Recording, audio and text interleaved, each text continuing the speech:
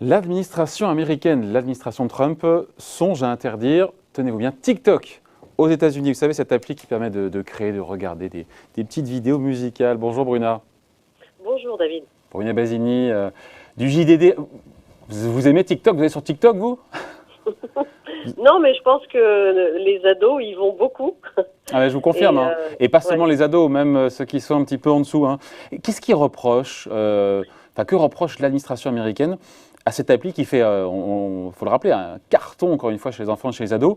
Parce qu'en apparence, TikTok, en apparence, vous me dites qu'il faut se méfier des apparences, c'est sympa, c'est créatif, quoi, je veux dire, non? Mais c'est chinois, c'est important. Et en fait, effectivement, ce qui s'est passé, c'est que il y a quelques jours, dans une interview à Fox News, le secrétaire d'État Mike Pompeo a dit que effectivement le gouvernement Trump allait se pencher sur ce problème, dit-il, très sérieux, pour voir s'ils bannissent ou pas cette application. Souvenez-vous, ils se sont déjà pris à d'autres géants chinois comme Huawei et ZTE. Pour les soupçonner, en les soupçonnant d'espionnage. Eh bien, c'est le même reproche qui est fait à TikTok. Et donc, il a même déclaré à cette occasion, Mike Pompeo, si vous utilisez TikTok, c'est que vous acceptez que vos données personnelles soient entre les mains du Parti communiste chinois. Voilà. Ça pose un problème, manifestement. Bon, après, on est sur fond de guerre commerciale et de tensions avec Pékin, mais au-delà des Américains, j'ai vu l'Australie, l'Inde, pour des motifs différents, eux aussi sont méfiants à l'égard de TikTok. Oui, mais un peu les mêmes motifs en réalité, parce que déjà le gouvernement indien a banni, a interdit l'application, la plateforme, parce que elle menaçait, selon eux, la souveraineté et l'intégrité de l'Inde. Et ça, c'est un sale coup pour TikTok, parce que c'est un énorme marché, l'Inde, pour eux. Ils réalisent plus d'1 milliard de revenus publicitaires dans ce pays. Après, les autorités australiennes aussi, elles ont ouvert une enquête pour décider si oui ou non ils allaient interdire l'application. Pareil, il y a 1,5 million d'Australiens qui utilisent quotidiennement TikTok. Et pour les Australiens, c'est une plateforme qui ramasse des données sur les citoyens australiens pour ensuite les ramener, les rabattre vers le Parti communiste chinois. Et donc, c'est un peu le même reproche, finalement. Et ce soupçon, encore une fois, donc, de l'administration américaine, mais au-delà, sur le fait que les données personnelles soient envoyées directement au Parti communiste chinois, c'est fondé ou pas? Parce que TikTok, évidemment, dans sa réponse, dément tout lien avec le Parti communiste, avec Pékin, quoi. Tout à fait, ils l'ont démenti très clairement. Ils font valoir qu'ils font nettement la distinction entre Douyin, qui est en quelque sorte la version sinophone de TikTok, et puis le TikTok international en quelque sorte, et avec des managements locaux, avec une utilisation des données et un stockage de données qui est conforme, qui est clairement séparé. Donc ce qu'on peut supposer, c'est qu'aux États-Unis, par exemple... Où sont stockées justement les DP, les données personnelles des usagers américains? Ils disent qu'elles sont stockées aux États-Unis, ces données personnelles. Si c'est le cas, ça veut dire que l'hébergeur est américain et normalement, ça devrait protéger les utilisateurs américains d'un risque d'espionnage ou de siphonnage de données. Voilà. Mais maintenant, il y a la réalité qui, technologiquement, est peut-être un peu plus compliquée que ça. Ouais, on sait d'ailleurs en Europe, on parle des Américains, mais en Europe, on sait où les données personnelles de nos enfants, de nos ados, sont stockées, on le sait ou pas, ça? Alors, ça dépend du centre qui héberge ces données. Si c'est un centre américain, genre AWS d'Amazon, en fait, on est un petit peu plus tributaire du regard américain, si je puis dire. Il y a une moindre protection. Si c'est OVH, par exemple, qui est européen, français, là, on est protégé. TikTok a nommé, est-ce que c'est le fruit du hasard, au mois de mai, un nouveau directeur, et il est américain. C'est une forme de réponse aussi, ça? Oui, absolument. Mais ça fait partie aussi de la stratégie des entreprises chinoises. Vous remarquerez que, ils font ça aussi pour les GAFA. Et les Chinois, en général, les grands groupes chinois qui s'exportent mettent à leur tête généralement des managers français ou italiens ou allemands pour faire bonne figure. Les pays où ils s'installent.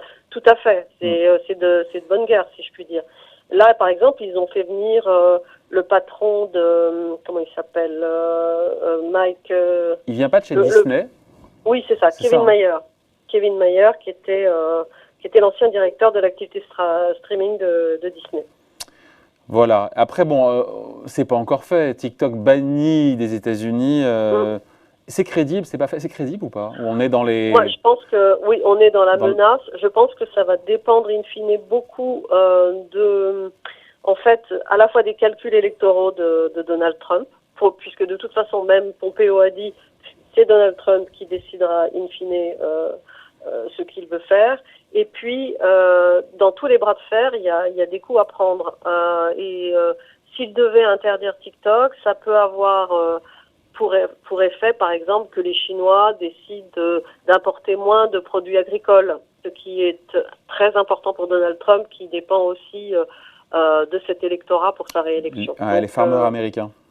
Absolument. Donc, c'est pas fait encore. Hein. Voilà, on est dans la menace. Après la question, pardon, on prend un peu de hauteur sur le sujet, même s'il y a une actualité pour le coup qui nous fait réagir.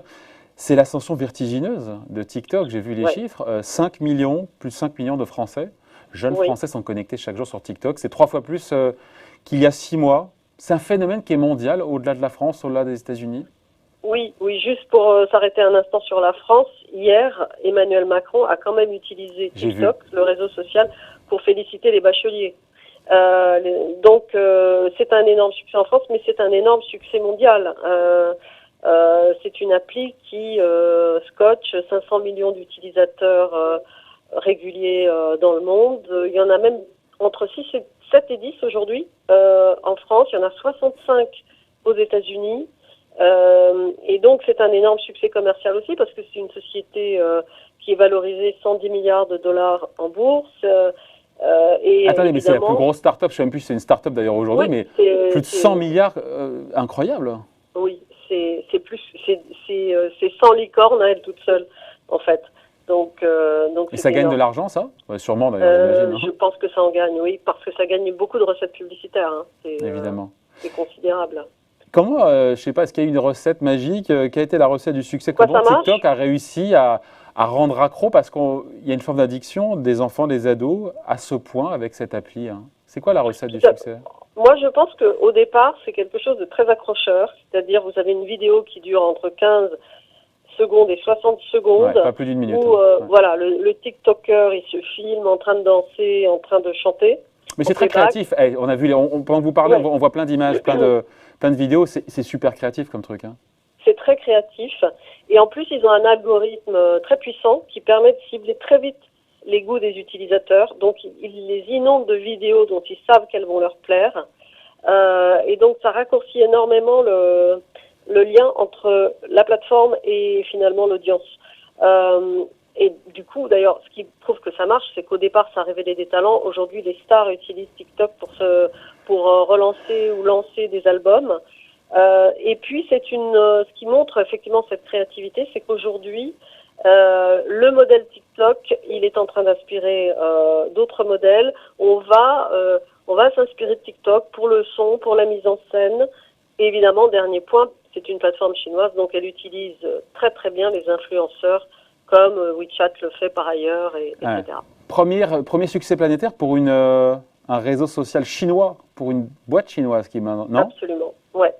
C'est quand même assez inédit, ça. Ouais. C'est le soft power en marche. Vous avez dit quoi? C'est le soft power en marche. Peut-être. Ils ont pris modèle sur les Américains pour le coup. Hein. Ça serait un pied de nez à l'histoire.